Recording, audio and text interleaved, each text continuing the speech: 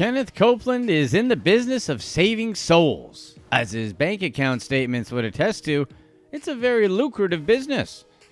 This famous televangelist spends his time preaching into a TV camera, hooting and hollering to his viewers about the merits of living a godly life and the blessings provided to those who donate to his church. But what's the truth behind Kenneth Copeland's ministry? Before we get on learning about the luxurious life of Kenneth Copeland, let's talk about our sponsor for today's video, Adam and Eve. Use the code Pablito to get half off one item and get free shipping in the US and Canada. Here's why we love Adam and Eve at Pablito's Way. No matter what you buy, everything is in a discreet package. There's 24/7 customer service along with a 90-day no-hassle return policy. And the best part is, Adam and Eve donates 20% of their profits to fight the spread of HIV around the world. Again, use the code Pablito to get half off of one item. Some exclusions apply, and get free shipping in the US and Canada. Thank you to Adam and Eve with helping to keep the lights on at Pablito's Way. Now, let's get back to Kenneth Copeland's millionaire lifestyle. Are Copeland's grand gestures of faith genuine or just a front used to pry cash away from folks who believe every word he says? While we may never know the true nature of Kenneth Copeland's heart, his extremely lavish lifestyle and questionable business practices imply that the bug-eyed Bible thumper has more interest in his bottom line than anything else. The 84-year-old Texan and his family are worth hundreds of millions of dollars thanks to his massive empire, TV personality, and business ventures. Although one might assume a devout believer would use their fortune to support charitable and religious efforts, Copeland has his eyes on worldly possessions above all else. A large portion of his fortune funds his extravagant life, a life filled with unnecessary luxuries that he claims to be gifts bestowed upon him by God. Copeland wasn't always the world's most popular televangelist. Although Kenneth Copeland Ministries now reaches many thousands of people on a regular basis, the man himself came from very humble beginnings. Before turning to the church, Copeland led a life that had nothing to do with religion at all. He was a licensed pilot, something he had always wanted to be after growing up near an Air Force airfield. He briefly dabbled in music, releasing a Billboard Top 40 hit in 1957 called Pledge of Love. He was high and lifted up, the music grew with majesty as strings and organs sang. Alas, his singing career was short-lived, and he was ultimately a one-hit wonder. It was around this time that he decided to devote his life to Christian ministry. His gospel journey officially began in 1966 when he enrolled at Oral Roberts University in Tulsa, Oklahoma. The university is named after the legendary Oral Roberts, who's generally considered the founding father of the charismatic Christian movement. Charismatic Christianity is an expression of the faith that focuses on outward examples of God working in the lives of believers. More specifically, those who subscribe to the charismatic movement emphasize the importance of being baptized in the Holy Spirit and are interested in developing spiritual gifts, which are unnatural abilities handed down by the Holy Spirit to certain individuals to help others. Basically, they're praying for superpowers. Copeland arrived at Oral Roberts University with his wife Gloria, their 2 kids, and not a penny to his name. Although the sudden move from Texas made little sense at the time, he said he had been called by God to make the journey. How would he maintain his pilot gig while keeping up with his academics and taking care of his family? Copeland had no idea, but he felt like it was the right move, and it paid off in a big way. Through a stroke of good fortune, Copeland became the chauffeur and personal pilot for none other than Oral Roberts himself. One of the most prominent televangelists of all time, the godfather of the movement Copeland would one day help lead himself, had taken young Copeland in and became something of a mentor to him. So it's easy to see how Copeland became the man he is today. Copeland took everything Roberts taught him and, with his wife, took the biggest step of their lives. In 1967, they started their own ministry, Kenneth Copeland Evangelistic Association, which would eventually grow into Kenneth Copeland Ministries, the religious behemoth known around the globe today. The ministry saw steady growth during the 1970s. They were initially spreading their message in a 4-page newsletter read by about 3,000 people in 1973. After moving to radio in 1975 and eventually adding a weekly television broadcast in 1979, Copeland quickly became one of the loudest voices in Christian media. In 1989, their top-rated daily TV show, Believer's Voice of Victory, officially entered the picture, and the Copeland Empire was off and running. The Believer's Voice of Victory program still airs today, and it provides the basis for the massive operation Copeland now spearheads. According to the official ministry's website, the show reaches 2.3 billion potential viewers. That's almost a third of the world's population that could be tuning in at any given time. However, that's not to say that they're actually watching. If it seems like Copeland's show is always on, that's because it is. In 2015, the ministry launched the Believer's Voice of Victory Network, known today as the Victory Channel. This is an entire TV channel devoted to Copeland-related programming. That means Kenny around the clock, 24 hours a day, 7 days a week. No wonder he's become such a recognizable face, even if most people know him as that crazy pastor guy on TV that tried to cure COVID. Whatever you think of his brand, Copeland and his family are certainly enjoying the fruits of his ministry's labor. His over-the-top personality and message of prosperity rakes in donations on a daily basis. Copeland's estimated net worth? About $300 million.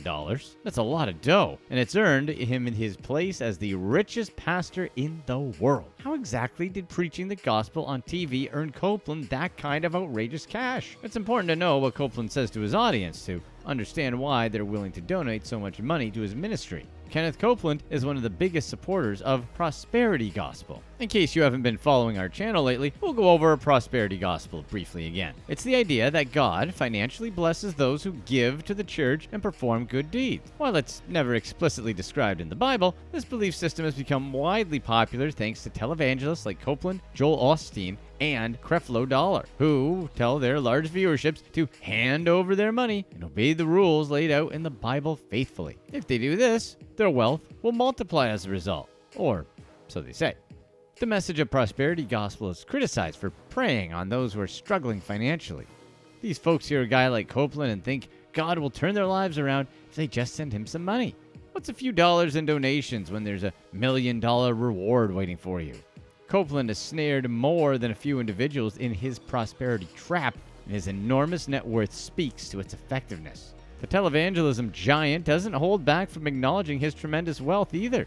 In an Inside Edition interview, Copeland not only admitted to being a wealthy man, he boasted about it, claiming it was a sign of his devotion to God's work, devotion that's been rewarded with a great flood of cash. Copeland also says that his expansive property is home to copious oil reserves, which has resulted in even more profits for the multimillionaire. Although the Bible describes a humble existence for God's followers, Kenneth Copeland certainly doesn't do that. He lives in a sprawling $10.8 million estate that sits directly adjacent to the Kenneth Copeland Airport. It's safe to say that his church-funded home looks more like the Playboy Mansion. And you heard that right, his church has an airport. The church-sponsored hangar houses the ministry's private aircraft collection, which includes a pricey Gulfstream 5 private jet that Copeland bought from actor Tyler Perry in 2018. Copeland came under a considerable amount of fire for buying the luxury jet, with many questioning its necessity. Oh, and by the way, he already owned 2 other private planes at the time. Copeland vehemently defended his decision to drop millions of dollars on the luxury jet, stating it was a necessary purchase given the global scale of his work. As he claimed in the Ambush Inside Edition interview, his ministry doesn't have the resources it needs to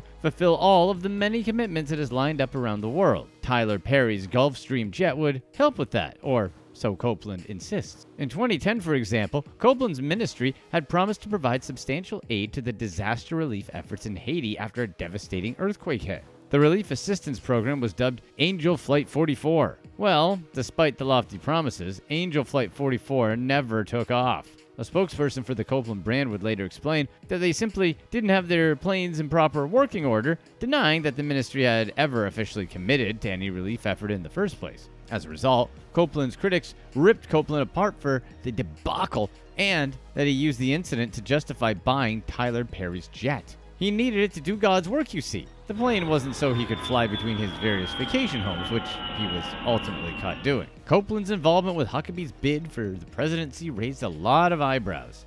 As a result, Kenneth Copeland Ministries, along with 5 other televangelist organizations, were investigated by a Senate committee led by Iowa Senator Chuck Grassley following the situation with Huckabee. The purpose of the investigation was to uncover any hole in the tax exemption laws that might permit organizations such as Copeland's to cheat the system. The Senate inquiry, which spanned 4 years, did not discover any concrete evidence of wrongdoing on the part of Copeland's ministry. However, financial analysts of all sorts agreed that there was something fishy about the way they ran things over at Kenneth Copeland Ministries. Members of Copeland's family have benefited directly from the ministry's work and vice versa. This includes Ken's son, John Copeland, who started his very own ranching business on 33 acres of his father's church property. The land was quadrupled in value, and the church received another tax benefit for using their land for agricultural purposes. In all, 15 members of the Copeland family were found to be on the ministry's payroll, with a combined yearly salary coming out to more than $1 million. Furthermore, Gloria Copeland's brother-in-law is the president of a media company that buys television time for Kenneth Copeland Ministries. That company, ironically called Integrity Media, charges an extremely discounted rate for the TV time it acquires. There's nothing technically illegal about any of this, but it calls into question the real motivation behind some of Ken Copeland's work. Is it really all for the glory of God? Perhaps, but there's plenty of evidence on the contrary. As if all that wasn't enough, Copeland has found himself in hot water several other times over the years. In 2015, comedian John Oliver did an entire segment on his show, Last Week Tonight, centered around Copeland and other televangelists. Oliver started his own fake church playfully called Our Lady of Perpetual Exemption as part of the show.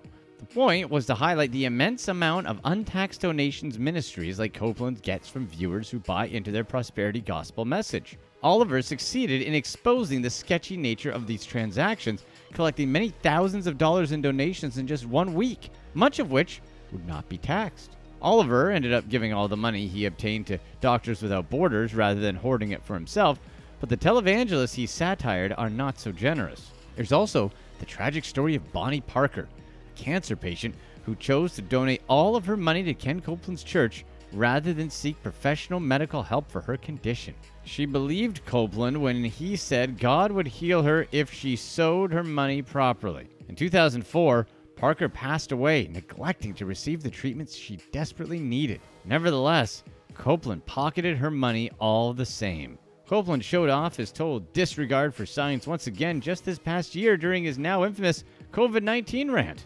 In a completely unhinged segment, Copeland stared into the camera, offered out his hand, and used the transcendent healing power he wields to end the global pandemic and heal all those afflicted with the virus. It was an absurd stunt that serves as the latest example of Copeland's outlandish behavior clearly meant to entice donations from his audience.